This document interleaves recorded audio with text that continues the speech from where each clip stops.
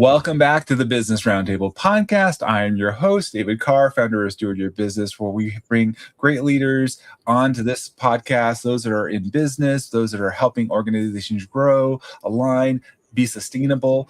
And I'm really excited about the conversation today. We're going to get into the topic of money, which all businesses face, but not maybe from the topic that you're typically approaching. And maybe it's not just earning it, but what we're going to talk about is how does that show up in our lives, our leadership, our relationships, and really our long-term legacy. Many business leaders are really externally, struggling on all of that, like, hey, how to make more money, and then internally carrying that pressure, that stress, perhaps disconnection, and uncertainty that you feel like you're alone. And I'm excited because Dr. Nicholas E. Michels is going to be on here on the podcast today. He has actually written a book, which we're going to highlight here as well, called Rich by Choice. You're going to be able to check that out. But one of the things I really liked about Nick, and you're going to learn more about this, is just his approach to money, education, learning about it. And I think that's a very different conversation. And I want to just say thanks for coming on the podcast, Nick. Wonderful to have you here today. Hey, David, I'm excited to be here. Thank you so much for having me. Absolutely. One of the things when you and I were talking before we started recording this podcast is, you were asking me in different questions, and I appreciated your perspective on things. And one of them I wanted to ask you is like, how much money do we actually need to live the life that we want? Like, I think we get into this conversation, and I think you start unpacking, and your book I just started reading it, and I really enjoy some of the exercises, but what does that look like? How much money do I actually need to live on to give me the life I really want?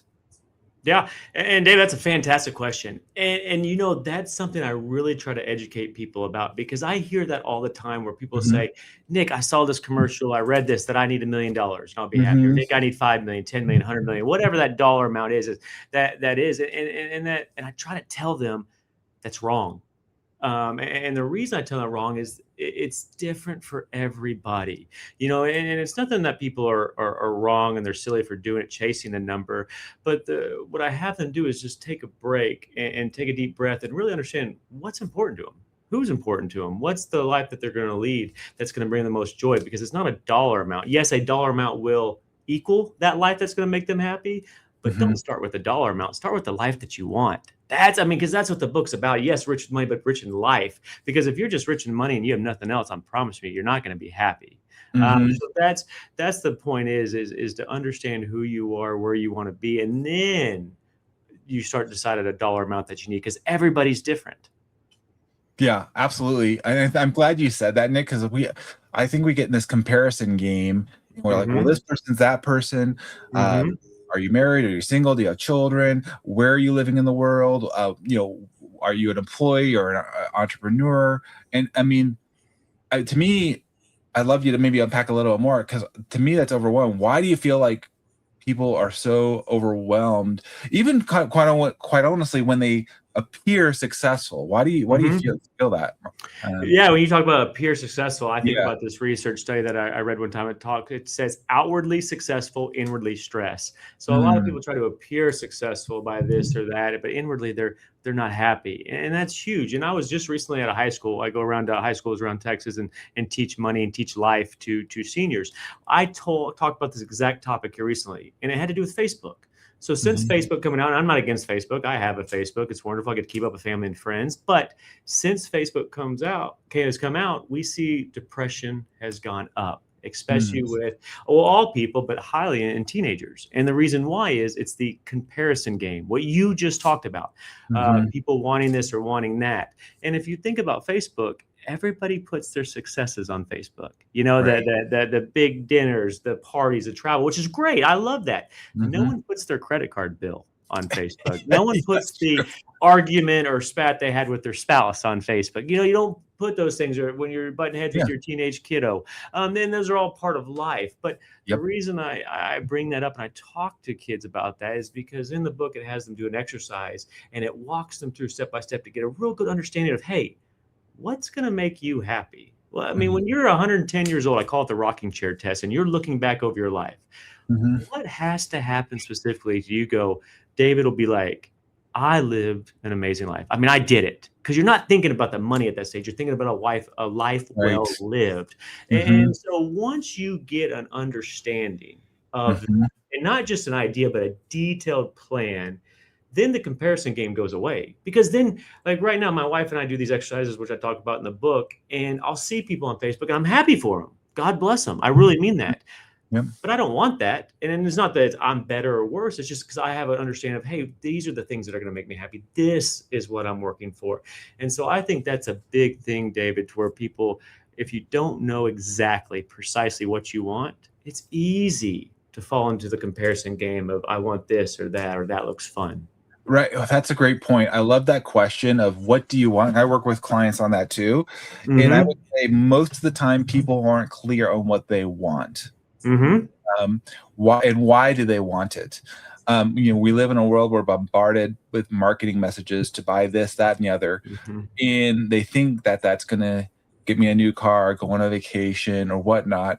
And they're spending all this money. They're earning money and then they're spending money, right? And this is going to gets to the point where I'm going to, there's a lack of understanding. They're not educated about what it takes to earn the money and then what it takes to spend the money and what's that looking like. And so if you know what you really want, to your point, if it's you can design your life. I think that's what I hear you say, Nick. And that's why Rich, you said, I love the title, Rich by Choice. I'm choosing how I want to have my life versus I think a lot of people aren't thinking through this and they're making decisions. And I want you to get more into this about what happens when people aren't truly educated about the money and that essentially that's coming in and out of their life. What do you see there, Nick? Oh, absolutely. Because I always say, you can have a life of design or you can have a life by default. Life by default means you're kind of like a sailboat in the wind without a motor. You're just going with the currents wherever they flow, you hear and flow. And there's spontaneity. There's some fun parts of life of being spontaneous, but you don't want your whole life to be like that. You want to have a charted map and course of understanding what's important to you. And what's important to you is not just material things. Okay. And that is important. But you talk about this podcast is, the steward your business, and stewardship, is everything that you're blessed with, your relationship, your core values, health and wellness, all the things that go into it of understanding of, hey, where am I going? And I use one word, being intentional. And so that's the first thing of understanding that. Then the next step is using your money to align with that, because this world is a paradox. I mean, it really is. It can be an amazing, beautiful, fun world full of adventure, but it also be a dark, scary, painful place. And so you want more of this. And the simple fact is, you need money in this world. You do. And the smarter you are with money, the better decisions you make with money. It can help align and get you to where you want to be. Yeah, I often see it through your business, unresolved stress or impacts because of, like you're saying, it impacts their leadership because whether it's finances or communication overwhelm, these things will show up in the business at some point, right? And unfortunately, I've seen, business owners not do this well, like your point, and they use their business as a piggy bank or whatever, and they're like, hold on, we're not running this well, and it's not only affecting us, but our employees potentially and other families. And so, you have been through a lot in your life. I want to kind of get this a little bit so people can lean into this, that Nick isn't just coming from theory here. Nick, one thing that really struck me as I did my research and learned more about you, having on the guest, is that you spent, you read, I think, over like 300 books that I saw, and had all these interviews, and you spent a lot of time understanding, because you talk a little bit about your journey through financial hardship and how did that shape your own relationship with money and understanding. Oh, absolutely. Yeah, my life has been on a roller coaster ride. I've been up, I've been down, I've been sideways. So I've lived it. I've also helped families all over the world go through this, and I've researched it well. But yeah, going back to my childhood, I was actually raised pretty wealthy. I mean, we weren't rich, but we were comfortable. My dad was a business owner. My mom, we were a stay-at-home mom with 4 boys, 4 wild and crazy boys, by the way. But never a dull moment. So, and when I was 10 years old, I didn't even know what money was. I really didn't. I just knew that, hey, life's pretty good. We get to travel and there, free time, so a lot of peace in the home. But then, David, it changed overnight. It did. I remember like it was yesterday. My mom came in my room, my safe place, and I remember she She looks worried. She sits down next to me, puts her arm around me, says, your dad and I are getting divorced. And David, I didn't know this at the time, but those words literally shadowed my childhood, because it seemed like overnight my mom went from a stay-at-home mom of 4 boys, pretty comfortable lifestyle, to a single mom of 4 working 3 jobs just to keep things going. And as you can imagine, like, things weren't that much better for my dad either. I mean, and what I remember was, it wasn't the stuff. Like, we went from a big house to a tiny house, a wealth of freedom, a life of freedom, to, hardship and pain. But that's what I remember. It's not the stuff that I remember. It's the pain and hardship, physically, mentally, that it takes on somebody. And it took it on my mom and my brothers. And that stuck with me. But my life comes full circle to where, yes, I was able to, live out of that, grow, become successful in business. But then here it comes again, David. When my wealth grew as I got older, my happiness wasn't growing with it. I was successful in business. I was successful in bank accounts, investment, assets, but my happiness wasn't growing with it. So that's where I learned that money's not everything. Money is important, yes, and being a good steward of it, yes, learning about it, controlling it, mastering it, yes, but it's not everything. And that's where the book talks about being, yes, rich with money, but you want to be rich in life. And so I've lived it, and I felt it, and my number one goal is to help people now, because I'm on the other side of it now. Yeah. And I want to share what I've learned. Yeah, that was inspiring. As I was reading your book, Nick, and there's that portion where you're talking about, literally millions of dollars being offered up to you, but you recognize what was the cost of that. Not financial. I mean, yes, there's a financial cost, but with the cost of my soul, if you will, my living my purpose. And that's why I want to have you on the podcast, because I get a lot of people that want to be on the podcast, and that's for different reasons. But I think coming from, at the end of the day, you have a book, which is great, and I know you want it. We'll provide links to that. You and I are connecting on LinkedIn. It's fantastic. But at the end of the day, we want to have people that have a servant's heart on the podcast, that want to lift up other people, that want to help them along their journey, and be one voice that somebody else could listen to and say, "Oh man, I'm not alone," or my parents were divorced, or I went through my business collapsed, or whatever the case is. But there's hope. There's somebody else that's been there, that's ahead of, that they can listen in and lean into. And I think you guys, again, as you're going through this, if you have comments or feedback as we're coming on the podcast here, please leave it, so that way Nick can follow up with you. And I feel like there's a different life that I hear you living now, which I say it's a richer life that is now. Money is part of that, but it's not everything. And that's, I think, a whole different conversation that I'm hearing.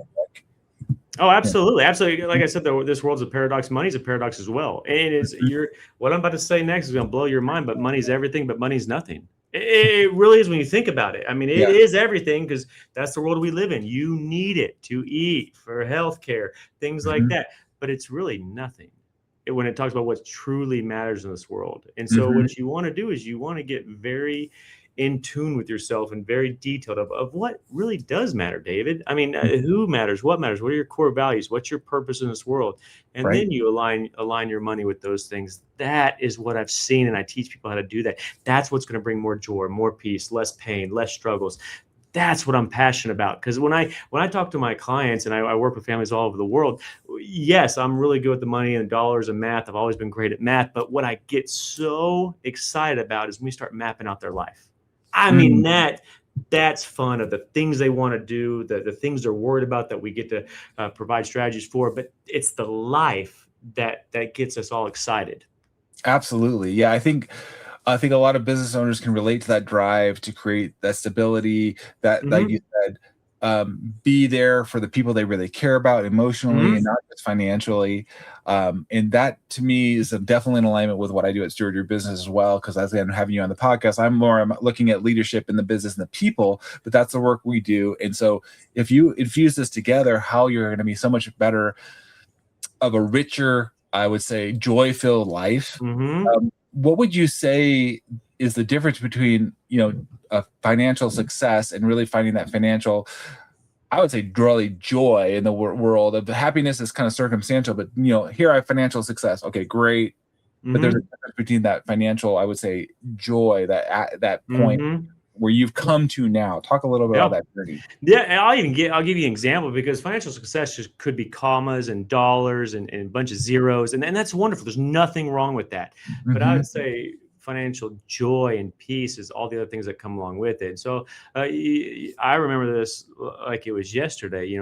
My wife and I were newly married, early on in our marriage, and we just couldn't get on the same page when it came to money. And we weren't fighting or on the brink of divorce. We just couldn't come together. And it was my fault, David. It was. Remember, I talked about the roller coaster ride where success was growing, business was going. I was one of the fastest financial advisors growing, clients all around the world, becoming a partner at my firm. I mean, all the things you would think of success, right? Right. But again, my happiness and joy wasn't moving up as quickly as the monetary success was. And I couldn't put it together. And my wife and I couldn't get on the same page. We were driving home from a little weekend getaway, and we're having another money debate talk where we just couldn't get things aligned. And she said something. She said, "I just want to know that we're in this together." And when she said that, in my mind at that time, I couldn't put together. I was like, "What are you talking about? I'm living my life for you." Or, this is me. I'm doing everything I can. But at that point, I had to go seek advice from mentors. What's going on? This is that. And come to find out, I was making a huge mistake, David, that as a financial advisor, I thought me being a financial advisor to the family, kind of handling the finances, was me helping the family. Right. But I was young and I was dumb. Really, plain point. I didn't understand the whole concept. Yes, in my mind, I know leave, cleave, become one flesh, but I didn't really understand what that truly means. And living that out in this world today. And so I give the exercises in the book that we did, my wife and I coming together to sit down and talk about those open-ended questions, those important conversations of really charting out a life together and what's important to her, what's important to me, not just dollars and cents, but what does that really look like? Right. And our core values, what kind of kids are we, want to raise? What kind of relationship does that look like? Time. Very important. What kind of time flexibilities are we going to have? And so when we did that, David, that completely changed our lives. Our wealth took off in a wonderful way. We got on the same page, our marriage, everything started to blossom and grow. It sounds so simple. And you might be listening to this podcast right now and go, well, duh, Nick. No, I see so many people kind of doing that same thing, and it's no one's fault. We live in a fast-paced world. Life comes at us fast, especially when you're young and married, or any phase of life, especially if you're an entrepreneur. You're wearing 12 different hats at once. Right. And David, that's what you help people with. Yep. So this is just one area, and there's many that I was able to receive help and learn and grow, and how that positively affected my life. Nowadays, my wife and I, we own businesses together. We do. That, and it works. A lot of people say, how do you do it? No, it does. It works because we spend a lot of time of just being aligned. Now, does that mean that I'm perfect? No, I still have to say, babe, I messed up. I'm sorry, and apologize all the time. I still have to do that. But there's things like that along the way that help you become richer in life, not just with money. I love how you said that, even though you are a financial planner, you were coachable enough to realize that you needed a mentor. Nick, and there's always somebody, I like to say, to the right of us, ahead of us, and there's always somebody to the left of us, behind us. And you're offering for those folks that are maybe to the left of you in a very caring and uplifting way. You're saying, hey, I don't make the same mistakes I made. Here, let me help you along the way. And what I love hearing, as being married for almost 21 years myself, is it's not going to just help you in your bottom line financials. It can actually help you in if you're married, in your primary relationship, and ideally with your children when they as well. So it's not just financial; it's actually the health of relationships. And I would argue, and maybe you've worked with people throughout their life, is they look back in their life. It's what's the quality of my relationships, not necessarily the dollars in my bank account, right? Yeah, it's one very key area that we talk about. Who's important? It is. So no, I love that, David. I was part of a men's group many years ago, and in this men's group, it aged from 25 years old all the way up to 75 years old, a vast diversity. But I remember that there are 6 individuals that got up there and they shared their life stories. And these, from the outside looking in, you would think are wildly successful. Wildly successful. And they are. They're wonderful, incredible men. But they also shared some personal things, of things that they struggle with along the way. What I quickly realized, I'm so grateful for this, I'm so grateful for them for being vulnerable, is that we all struggle. I mean, at the pure core of it, as human beings, we're all trying to do two things. One is overcome hardship, increase joy. Every single human being in this world. But guess what? We all make mistakes and we all have struggles. Don't be afraid to reach out and just go, hey, I'm struggling with this, big or small, because I promise you, many people out there are struggling with the same thing. And you can either keep doing the same thing you're doing and not getting better and experience pain and struggle, or you can just go, hey, David, I'm dealing with this. You've been married. You have a lot of life wisdom. Help me. And most people will absolutely help you because they've probably been through it too. Yeah, absolutely. Well, that gets to one of my follow-up questions, because I think, and I appreciate you leading in this, Nick, in that those mistakes don't define us; they're just part of our journey. And I think, for my own personal faith journey, as and why I'm a Christian, as I understand, like, hey, that doesn't find me, and I have me personally a Savior that came in and said, hey, look, we're going to make things better, and I'm going to love you and give you a much better way of life, and so that you can love and care for other people. But fundamentally, that's where I come from. But what do you see people sacrificing or going through that they're not talking about, Nick? That's really, because I'm hoping that will unlock some people today, that they're like, I don't know if I could talk about this, or it's just me, and because I like your book, it's Rich by Choice. So they're choosing, the good things, bad things. They're choosing to sacrifice. They're choosing some things that aren't ultimately going to get them where they want to go. What are the you've seen, Nick, as you're working with folks that are finally like, I've been choosing this, but I'm finally letting it go, so they can actually have a life by design? Absolutely. And to be quite honest with you, David, it's a whole gauntlet of things. I mean, there's a lot of different topics out there, because if you want to be rich in life, there's a lot of different areas: faith, relationships, health and wellness, positive mental growth mindset. There's a lot, money, business, health. So there's a lot of different things. People, and myself included, we don't intentionally try to make mistakes so we can make our lives tougher. Like, no one's doing that. They're not. People want to do the right thing. Just like you and I, they're trying to do the right thing. They just don't know what to do. And so that's the goal of the book, is to give simple little baby steps and strategies they can start to implement, because life is all about trajectory. Think about it. Small little changes today completely change your trajectory down the road. And people, you don't have to completely change your life, which if you do that, wonderful, but you don't have to. It's just a little bit of changes. The biggest thing is to understand something's not working. Like, it. Like, if you're listening to this podcast, just like myself and David, if something's not working, you know it. You know it's causing you stress. You know what it is. So you have two options. You can just keep doing it. And what does Einstein say? The definition of insanity is keep doing the same thing over and over and expecting a different result. Or you can go searching for answers. And that's what I do when it came to my wife. We were struggling. I see a lot of that. Number one thing is spouses not being able to get on the same page. And it's not just with money, but it could be in life, in business. And we have a couple of tactics that help with that, because what do they call when two minds get together on one plan, there's a third power there, and it's incredible. So that's really, really important. And here's the next thing I'll share with you, David, talking about what you just described. Most people think that once they reach the destination, they're happy. Like, once I get to 1 million, once I get to 100 million, whatever dollar, once I sell my business or grow the business to this revenue stream, I'll be happy. It's actually not true.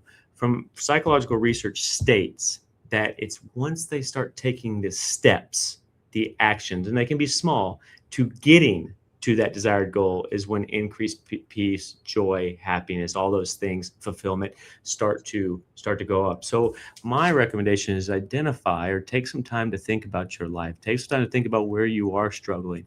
And yes, absolutely seek help. But once you start taking that first step and moving your life and changing your trajectory, I promise you, stress, anxiety, pain, hardship, that's going to start to slowly decrease, and the other positive things are going to increase. It's not going to happen overnight, but that is it. Because we could be on here for the next 6 hours talking about all the things that we as humans struggle with, which we all do. But the goal is find someone. If you don't, seek out help. Not just anybody. The Bible talks about wise individuals, seek wise counsel. And that's what I love about what you do, David, in entrepreneurship and in stewardship, is that you're giving people an avenue for education. Yep. Absolutely. Yeah. And I think to your point, Nick, I like the life by design. And I want you to talk a little bit more about, you talked about your wife and you guys got online. Now you have multiple businesses.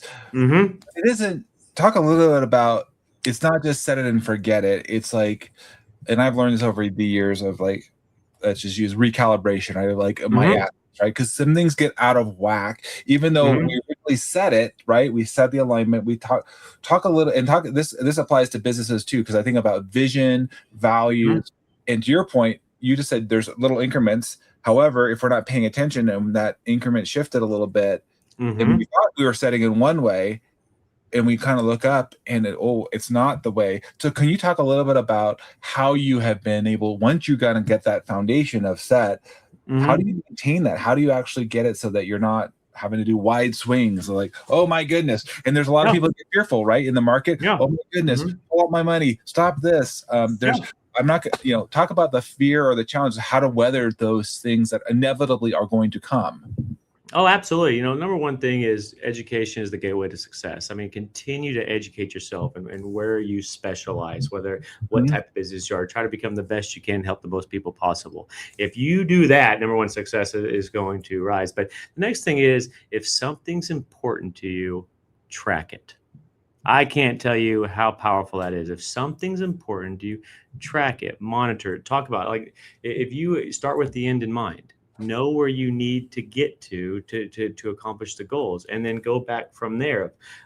Just like if you're a football player, and I just bring this up because the NFL Combine, they do all these tests, right? So if my goal is to bench press a certain amount and run a certain speed, well, that's the end in mind. That's where I know I need to get to. But then I create workout programs to know where I need to be 3 months beforehand, 6 months beforehand, a year beforehand.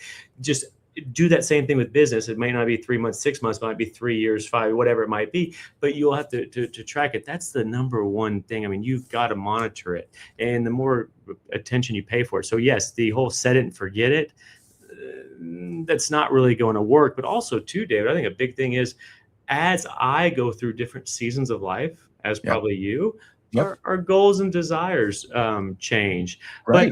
But I would, here's what I would do. And here's what we did. We get very specific and very detailed, where it's not just, hey, we want X amount of money. And there's nothing wrong. That's a great place to start. But we first talk about, hey, what's the exact life? Like when we're this age, where are we living? What's our free time? It's Tuesday afternoon at 3:00. What are we doing? What kind of relationship we have? We have 4 kids. Okay. So when they start to have kids of their own, statistically speaking, one of them, I hope not, I hope they all stay close to home, but one of them might be across the country for us. Okay. Are we going there just for holidays? Do we have a second home there? Like, what is that relationship? Look at how involved do we want to be? There's no right or wrong. I'm not coming from a place of judgment of anybody of what they decide to do. But the point is, for us, we got very clear on these things. And guess what? There's a financial strategy that goes along with these decisions. Again, not better or worse. So we start getting very detailed of what that looks like. Like to us, traveling, that time with our kids when they're younger is very important to us. That's an investment. It absolutely is. So we set money aside because we believe that creates memories that our kids, and soon to be many years down the road, grandkids will be able to experience with us. And that's valuable to us. So remember, we're not just talking about our business revenue stream at X or our X income or X asset net worth. No, it's what does that life give us that's important to us? So that's really where I'd say you want to start. That's great. And I think most people wouldn't expect that from somebody that has a financial background, like, well, what mutual fund should I invest in or whatever? And it's like, hold on, where are you going with this? And then you find, it sounds to me like, Nick, then you find the right, and one thing that stood out in your book, I thought it was, and I think a lot of, unfortunately, this is probably the financial planners get a bad rap for a legitimate reason, where they're being sold X product, buy this product, buy this thing. Well, how is this in alignment? And I get this all the time as a business owner. I'm getting pitched all the time. Hey, do you need more leads? Do you need more this? But do you understand what I'm trying to accomplish with the business? Oh, so why would I buy from you if you don't understand where I'm going? And I love that you help work with family businesses, Nick. And I think, if a business owner is saying, well, I want to, I want to hire more staff. I want to grow in this area. You're like, okay, well, then let's think about what does that need to look like? Yeah, absolutely. Right. And taking that time and talk a little bit about folks that you might encounter, that because I work with a lot of entrepreneurs that are going really hard and fast, and to them, I think, and they know here sometimes, but it's hard for them to speak to them to slow down a little bit, because what's that saying? You might be putting the ladder on the wrong wall or climbing up the wrong side, and like you get up there like, oh, I meant to be on that one, and they're going. Talk a little bit about the business owner or the leader that is pushing, and they're like, well, I don't have time to slow down and consider this. No, David, what you brought up is a huge thing that I see, because when most people become an entrepreneur, they do it for the resources, the time, the flexibility, yes, monetary, things like that. But then when they start getting into entrepreneurship, they just go. All the reasons that they got into entrepreneurship kind of go by the wayside. It's not their fault. I've been there. I get it, because when you're an entrepreneur, I mean, like I said, it's going fast paced. You want to grow, and you think that being busy equals success. And that can be true, but it's not always true. Right. So a couple of things that I would do, and I call this 10Xing your business. It doesn't matter if you're new or you've been in business, an entrepreneur for 20, 30 years. Everybody wants to 10X their business, right? Who doesn't want to? And so the first thing you want to do to 10X your business is do exactly for your business what I just talked about, Chelsea, and I do for your life. Get very crystal clear on what your business, what you want it to look like. And that is, yes, from a revenue and profit standpoint, but it's also from a resource standpoint. Who are you helping? How are you making a larger impact? What kind of time and flexibility do you have on your calendar? That's the number one thing that you want to do. Because again, by design, be intentional. Chart your course and change your trajectory. The next one I've seen these numbers, and they're fascinating. I'm talking about 10X your business. You need to understand as a business owner what you're good at and what you love to do. It's called your unique ability. And you can write this down if you're listening. Find your unique ability. And if you don't know, ask your spouse, ask your number 1, 2, 3, managers, employees that part of your team that work with you. Ask them. You'll say, what am I great at? And not only that, you find what you're great at and what you love to do. And you fill your calendar with that. And that's number one way. Because if you do that, that's a 10Xing your activity level. Then you have the next tier down is, what am I good at? I necessarily don't love to do, but I'm good at it. That activity and those activities are going to 2X your business, because you're still good at it, but it just doesn't bring you life joy and things like that. But then if you go down this pyramid is, what don't I like to do and what am I not good at? And then you need to delegate, because that actually is a negative 2 to 10X for your business.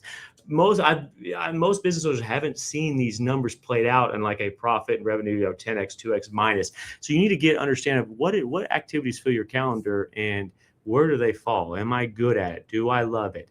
The next thing you want to do is who, not how.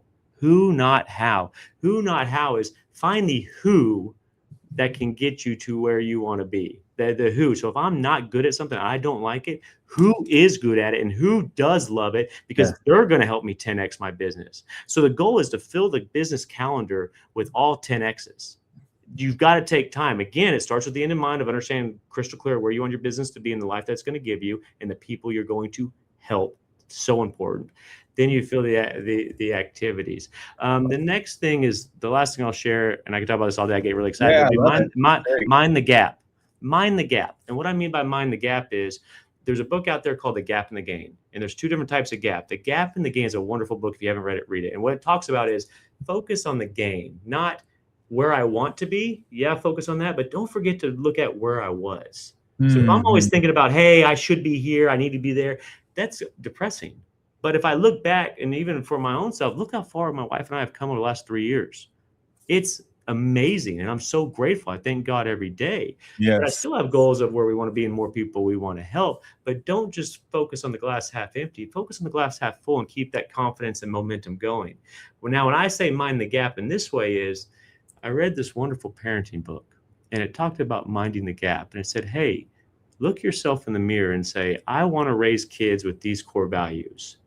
Now, what's the gap between how I want to raise my kid in these different core values and who I am as an individual? Very, very important. If I'm trying to teach my kids to have integrity and don't lie, but then they see me steal something from Walmart or not pay for something I accidentally from Walmart or HEB and not go back and pay for it. So the gap between who I'm trying to raise and who I am as a person, very, very important. When I say that, do that in business. If you're trying to 10x your company, you want to get the right people on the bus. And the better we grow as individuals, success is going to follow. And you know that in entrepreneurship and stewardship. So mind the gap. If you want these type of employees, people that are positive mental growth mindset, people that want to be in the trenches and grow with you, is there a gap between who you are as an owner and the type of person you are and the type of employee that you want to have? Not many people talk about this. This is really, really important because you're a leader.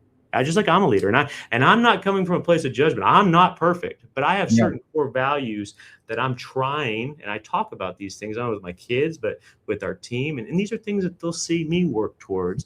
That's really important. I read this one book, and it's the only book I've ever heard, and I've read hundreds upon hundreds of books, and this is the only book I've ever heard this. They say you cannot be mad at your team or your employees if you're on halfway across the world sipping daiquiris on an island and you're yelling at them for not working harder. Okay, there's nothing wrong with, taking a vacation, but they said if you're just vacationing all year long and you're getting mad at your employees for not working harder, there's a disconnect there. Now, at some point down the road, yes, you can have a self-sustaining business. I wasn't talking about that, but it talks about minding the gap. And David, that's powerful. Yeah, absolutely. You brought so many different points in there, Nicholas, and I love it because it's very common what I do at Steward Your Business. In fact, the 5 voices assessment, to your point of understanding who you are to lead yourself and your teams, outside of your technical skills. I'll make sure I put that in the link here in our show notes because it's free. You can go take that. To your point, a lot of folks don't understand that.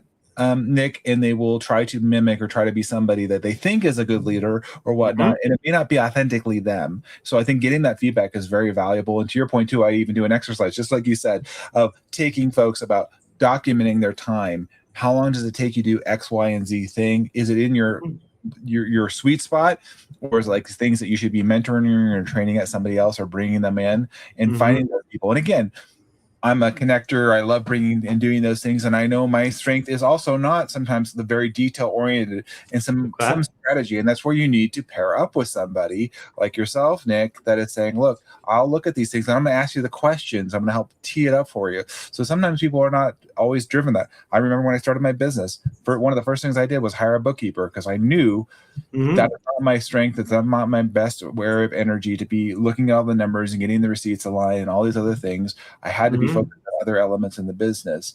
And so understanding that is a liberating thing. And to your point, it really gets that 10x and that creates that self-managing company. And so, look at yourself, like you're saying, and just be honest with what I'm doing. Is it going to create the legacy, the impact that I really want? Or am I, like I said, getting caught into busyness? And that kind of leads me, as we're getting close to the end of the podcast, I do want to ask you a little bit about where you've seen people successful in what they would look back and they would say, I lived a good life. I lived a successful life. I left a legacy that I'm proud of.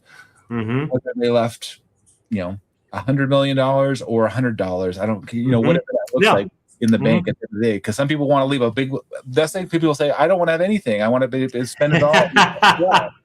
Absolutely. Absolutely. Out wherever they want it to go, right? Speak a little bit about what you've seen as you're helping business owners or leaders at the end of their, whatever that point is for them, but they feel like they could go in and say, well done, good and faithful servant. I did what I was supposed to do. It is. And when you used a word back there, just saying, going the word legacy. And I love that word. And I think sometimes that word, when it's used, it can have a misleading direction to it, because legacy or estate planning, people think about documents and legal, whether it be trust, wills, business evaluation, things like that. My grandpa passed away several years ago, and he was a wonderful man. And my stepdad gave the talk at his funeral, and I remembered I was wearing a gray suit and a white shirt, and I was on the far right side of the chapel. And it was an old chapel with wooden pews, but he started to talk of saying, his grandpa's life was like a pebble being thrown into a pond. And when you throw a pebble into a pond and picture this beautiful, blue pond and right in the middle of nature, and every time you throw a pebble in there, there's a ripple effect that goes around. And he talked about my grandpa, his life being that pebble, and the ripple effect was all the positive ripple effects he's had on all the people he loved, not just his family, but every second of every day, you're influencing others. And if you're a business owner, you have a huge impact and influence on others. And so when I talk about that, you talk about stewardship, and most people think stewardship's money, and it is, but stewardship is everything. Yeah. Every single thing you are blessed with. How are you using that to have a positive ripple effect? And that talk caught my attention because not only first thing it was, okay, I'm part of my grandpa's ripple effect. Think about it. I am an extension of that, but I'm also creating my own ripple effect. So when I talk about legacy, again, it's how am I positively influencing all those that I can encounter? Yes, my wife, my children, very important. And it's not just from a monetary standpoint, but it's the core values and the habits and the skills and love. And so not just my family, but everyone. So that's what I mean, like legacy is how have you positively impacted all those and all that you've been blessed with? And that's when you start thinking about that, there could be a little bit of pressure, you started to do, but think about the opportunity that you have, and especially if you're a business owner, because that ripple effect is not only the people that you serve and the people you help, but also your team and community at large. Absolutely. No, and I so appreciate you saying that. Yeah, stewardship is a very powerful, and we're all entrusted. You're right, it isn't money. It's I looked at our people, our all of this, our family, what is entrusted to us. And so I know we're getting into the podcast. I would love to go longer. We'll have to have you come back, Nick. It's been such a great conversation. But so, with like you said, begin with the end in mind. What would you encourage somebody to do and that they can, after this podcast, that they can apply, start putting into practice their life so that they can do a life by design, like you said earlier. And I wholly subscribe to that. Live a life by design, and then really can look back and say, I stewarded well. But it starts with that, like you said, that little bit. There's a little, what would that see? What would you plan and help them, encourage them to do? Absolutely. I'm going to give them a free gift, and it's an exercise to where they can follow it step by step. And it's actually from a chapter in our book that we have received so many positive and encouraging letters and responses and emails. And that's really, I'm so grateful for that. Yes, the awards, this or that is wonderful. But when you receive that something's positively impacting someone's life and they're grateful for it, that brings a smile to my heart. And if you go right now to richbychoicebook.com, www.richbychoicebook.com, right there's going to be a green box that says free gift. And what you'll do is you'll just type in or click on what says compounding by choice. So you click the green box that says free gift. The next drop down will say compounding by choice. And what I love is, and this chapter is very powerful, when people think about compounding, David, what's the number one thing they think about? Is it compounding interest? Yeah. Would that be the number one? That's what most people think about. But what this shows, and you'll discover, is that every area of our lives, David, every area of our lives is compounding right now. And it's either for positive or for negative. And we have a choice.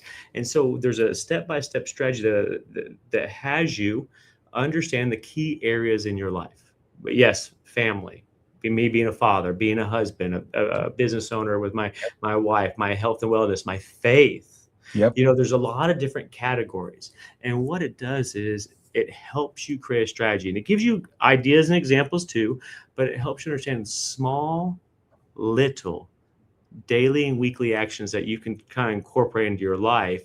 And it starts to tick your life in those areas upwards. And so that's what I love. And people are seeing that. And so when you start to think about every area of your life is compounding, what are you doing about it? Is it important enough to you? And that could be business, money's in there. So this is one area that it's really positively impacted my life. Give it away, richbychoicebook.com, green box free gift. Second drop, compounding by choice. It's free. It's going to send it to you. Follow it along, and I hope it helps you as much as it's helped me and thousands of people around the world. That's wonderful, Nick. Thank you for sharing that with our audience. And I agree, nothing stays static. Either things are being built up or breaking down. And like you said, that's a compounding one way or the other. And so what do you want to have a life that is you're proud of, you're thankful for, or you're living a life of